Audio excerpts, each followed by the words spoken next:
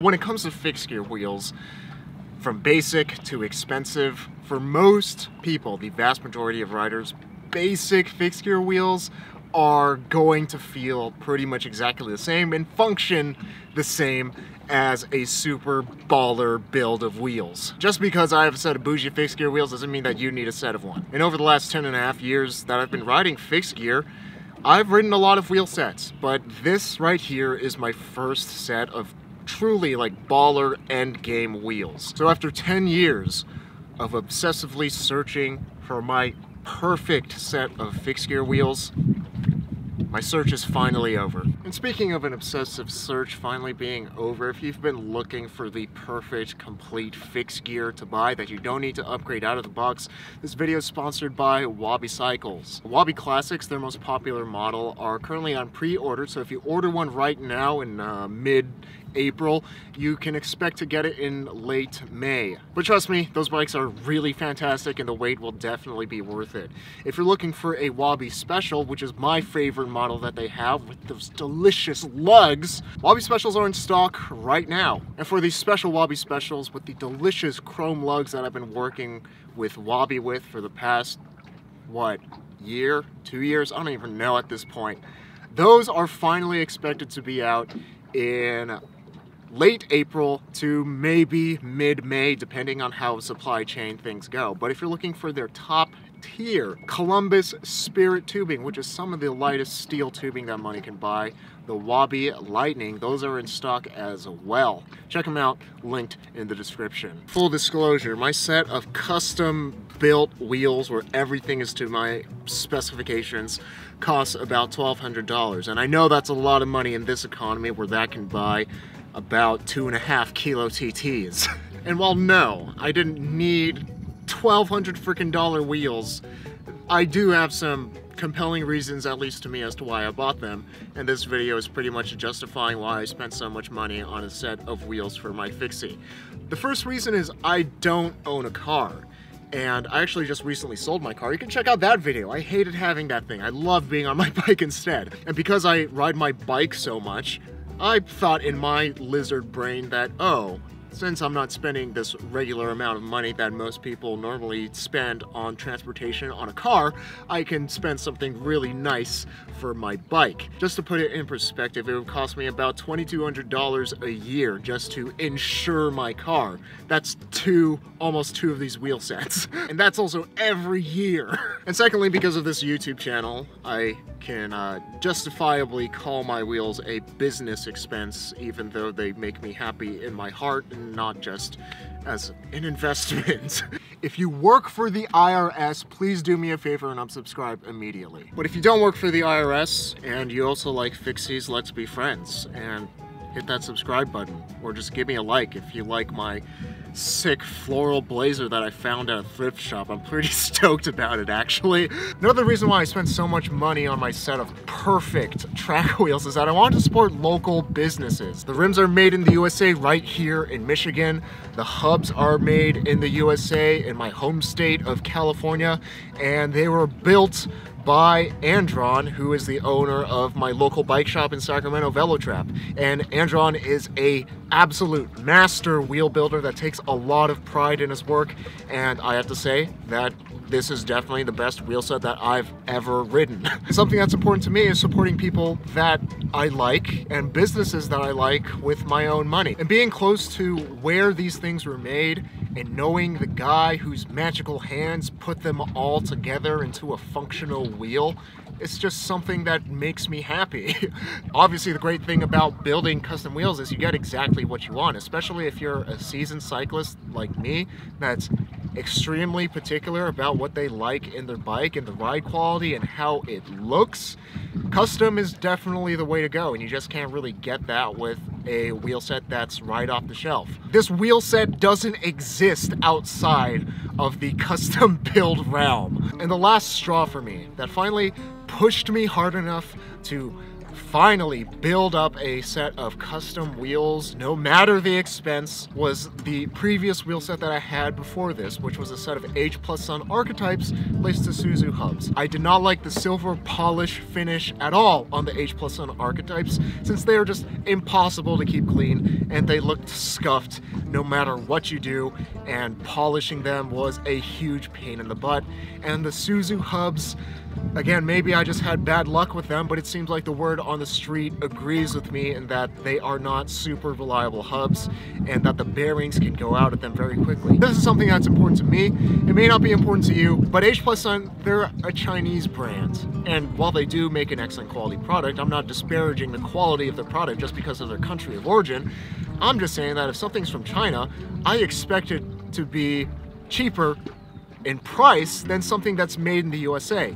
And these rims are made in the USA, have very similar specs, and they're actually cheaper than the H+Son Archetype, so it's a no-brainer to me. And another reason I went with the Velocity 823s, not just because they're made in the USA, just about like a 60 or so mile bike ride from where I am right now. They are specifically tubeless compatible, and tubeless was something that I started experimenting with back in October or November because I was riding a lot more gravelly, thorny, brushy types of rides, and I needed my tires to be able to keep up. Also, I'm a huge fan of the raw silver finish, which for whatever reason, H+Son Archetypes, they don't have a raw silver finish, they only have polished silver, which is so bizarre to me because it's cheaper to keep it raw than it is to polish it.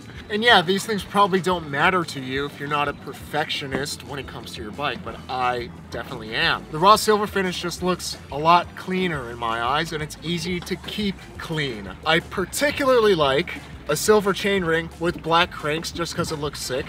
And having silver wheels with these 3 circles of silver just makes the whole feng shui of the bike flow and makes my heart sing. The rims are also machined sidewall in the front and non-machined sidewall in the back.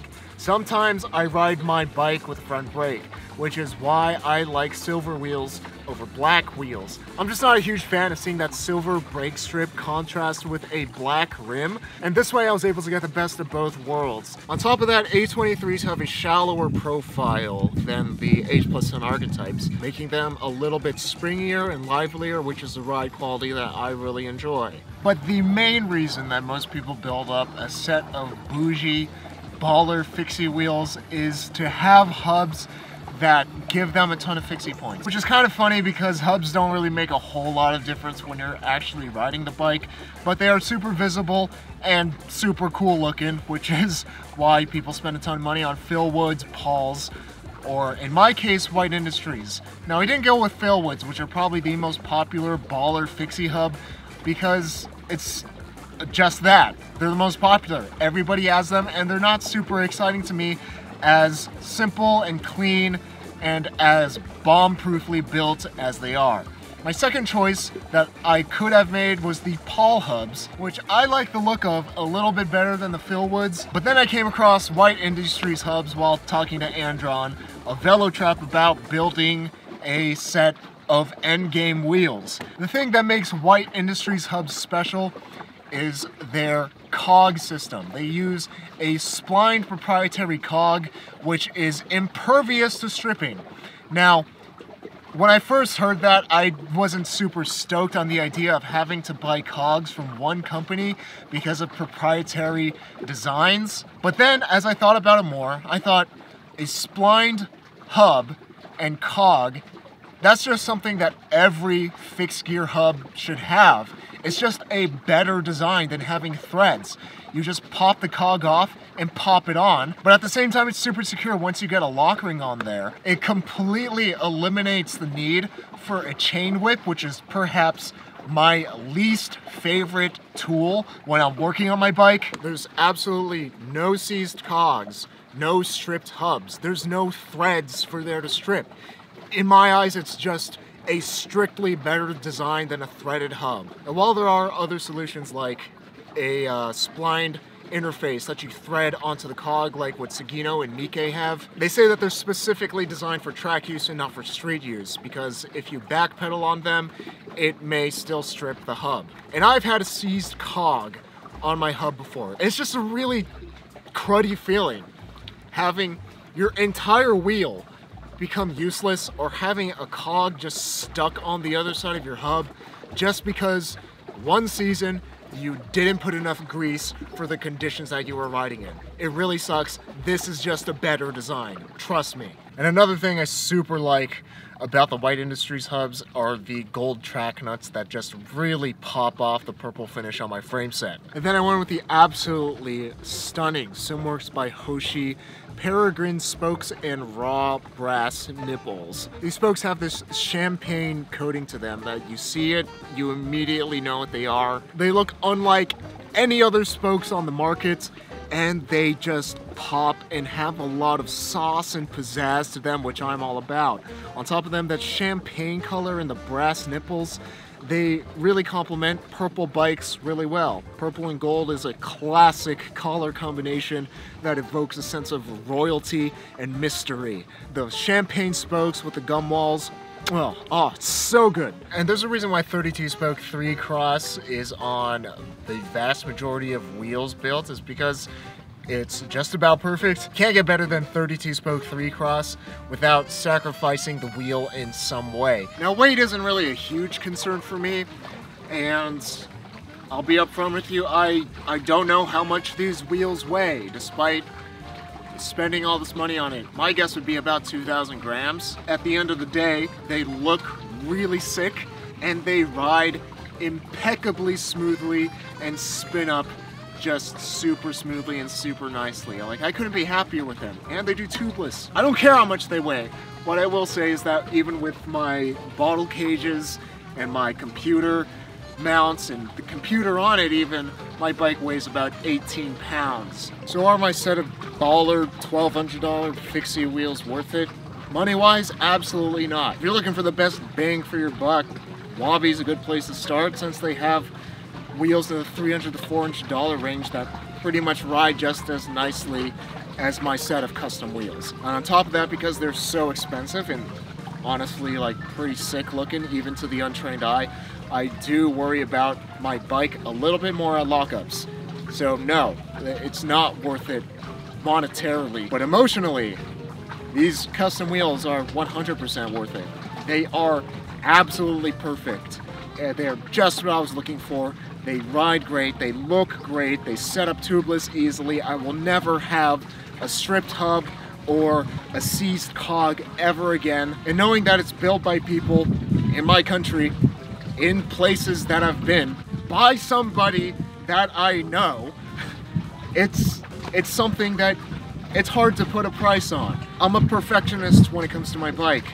These are my perfect wheels. I'm willing to spend a lot of money on it, and I'm so happy that I did. 10 years ago, when I first got into fixed gear riding, it put me on this path of constant upgrades and pursuits of optimization and endless research to find the best bike and upgrades and components for me. But at the end of the day, which may just be today for me, you get to a point where your bike is just perfect. There's nothing that you want to change about it, and all you want to do is ride it.